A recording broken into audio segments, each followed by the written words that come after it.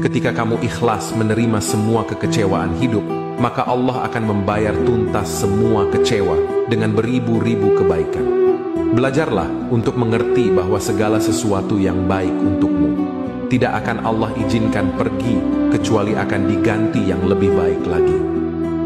Kadang pujian membuat kita terlena, merasa sudah cukup, dan berhenti berusaha lebih. Pujian bisa menjadi racun, membuat kita nyaman di tempat yang sama, lupa kalau dunia terus bergerak maju. Tapi hinaan menyakitkan, tapi justru membangkitkan. Mereka yang meremehkan seakan menguji kita, memberi dorongan untuk bangkit, membuktikan bahwa kita bisa lebih dari apa yang mereka kira. Jadi jangan terbuai dengan pujian, dan jangan jatuh karena hinaan. Jadikan hinaan sebagai bahan bakar untuk terus maju, melampaui batas diri, dan buktikan bahwa kita mampu.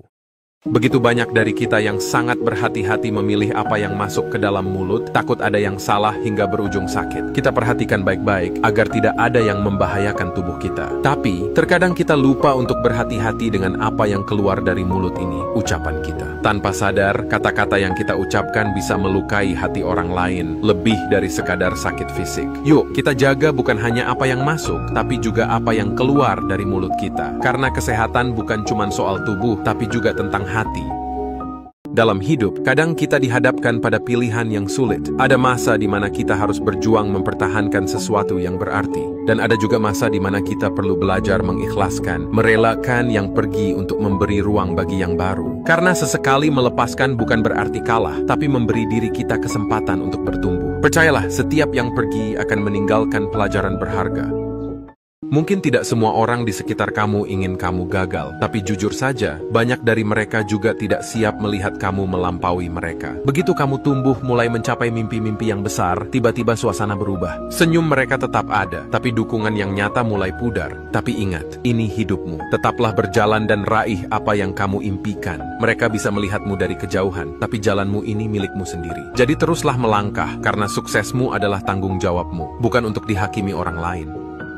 Kamu pernah nggak ngerasa hubungan pertemanan kamu udah nggak sehat lagi? Yang dulu saling dukung, sekarang rasanya saling menjatuhkan. Di saat itulah kita kadang perlu berani ambil langkah besar. Bukan berarti kamu egois atau nggak peduli. Memutuskan pertemanan yang udah toksik adalah bentuk cinta sama diri sendiri. Karena nggak semua orang punya niat baik dalam hidup kita. Pilihlah orang-orang yang benar-benar mendukung dan menyayangi kamu apa adanya. Ingat, mencintai diri sendiri bukan kesalahan. Kamu berhak bahagia. Berani cut off bukan berarti menyerah, tapi memberi ruang untuk kebahagiaan baru.